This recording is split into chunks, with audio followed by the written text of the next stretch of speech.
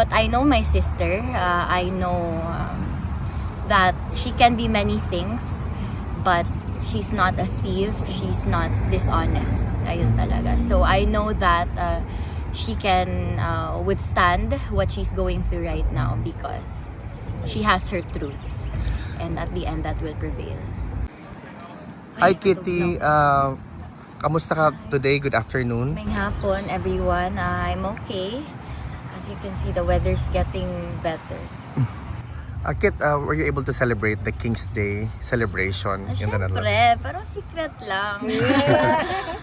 Yeah, I was able to. Simple celebration lang. How is the former President Rodrigo Roa Duterte? I would say he's okay. Today, he ate lunch, but he can't remember what he ate. Basta karne. Pero kumain pa rin siya ng snacks. The same, yung pancake, gluten-free nuts, and Coke Zero. Is he aware of the celebration of King's Day by any chance? I don't think so Kasi, I mean, he's not very fond of international events, no? You know, he's very patriotic na puro atin lang. Kaya hindi siya masyado nasisiyahan sa mga ganun. Kit, on a political side, what is your opinion about the development of the impeachment of your sister, the Vice President Sara Duterte? That I haven't discussed with my father also because we don't wanna add to his burdens. With that naman, I have no comment with the political side of it, no. But I know my sister. I know that she can be many things, but she's not a thief. She's not dishonest. Ayun talaga. So I know that she can withstand what she's going through right now because she has her truth, and at the end, that will prevail. Kit, in Congress right now, there are really young, outstanding congressmen, Yes. like Congressman Leviste I've and mentioned them just now to my father, Congressman Leviste and Barzaga. Barzaga, correct? And he's quite fond of them because I think he respects people who are like him, outspoken and brutally honest. So he's fond of them. He mentioned their parents kasi halos kabatch niya, kakilala niya. So ayun. What's your opinion about this congressman becoming younger and younger in the lower house?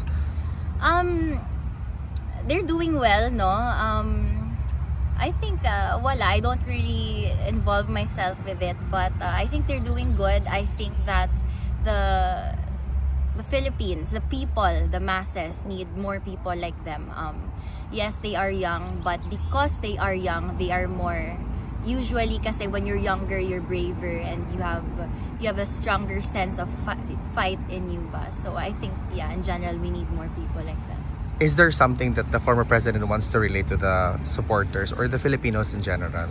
He asked again kung ilan kayo. Sabi ko, Papa, hindi ako calculator. Hindi ko mabilang yan araw-araw. But I did inform him that some supporters from the States were here yesterday, if I'm correct, Vinny Baksa, I saw from your post.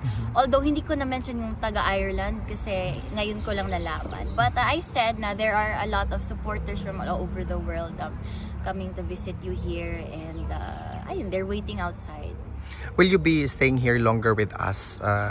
No, because I have aside from my personal life, I have my school. Kaya naka-shades ako kasi pag first visit and last, umiiyak ako kasi syempre namimiss ko yung tatay ko. So mauto ako siyang giluok-luok na pod hantod kana manggod siya pagtindog na bago na siya mag-exit, ako ana siyang luok-luok kon dira sa aping puno kay lip gloss iyang aping kay man ako lip gloss. So and sabi niya sa mga guard, what can I do? This is how my daughter wants to say her goodbye. Luok-luok na. Dumugod yun ako na siya. Antod na sa maana na siya matumba. But, you know, secretly, he likes it. He's very happy. Pag alam mo yung pa-exit na sa corridor, yung akala niya wala nang nakakarinig, sila na lang ng guard. Well, what are daughters for? Do you have a daughter? And then, ayun, pinagmamalaki niya yung ganun. Kit, just to conclude this interview, is there something you want to relate to the Filipino people's unwavering support to your family? You know, no, it's you may find my message redundant, pero all I can say is thank you time and time again, because time and time again you prove that you are here, you are with us, you are standing with us and with the truth. Every day I see these new people coming to visit here, and I fly here every few months for my father, so I know how emotionally, mentally and physically taxing it is. So for me to think of people who don't even have a personal relationship with him but are making that effort and taking the time, daghang salamat sa inyong tanan, maraming salamat sa inyong lahat. This is not something we take lightly. The whole Duterte family, we remember always, you know that. And like I said before, hindi lang kami lumalabas tuwing election. We are always here. Well, at least me in my own ways. But maraming salamat sa inyong lahat, and every one of you here, daghang salamat sa inyong tanan.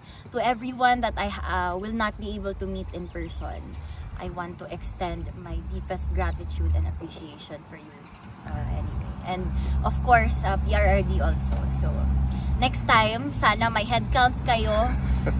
Mag-headcount na kayo bago ako pumasok, kasi hindi ko yan kaya, para masabihan natin siya. Kit, on behalf of the Filipino community in The Hague, good luck to your endeavors, personal or academic. We will see you again very, very soon. Mabuhay ka, Kit. Totoo akuan, pang tabo ng mata. Second hand lang to, pero maganda to. Galing kay Lalo ni Tita sa akin. Thank you, Kit. Mabuhay ka. Thank you.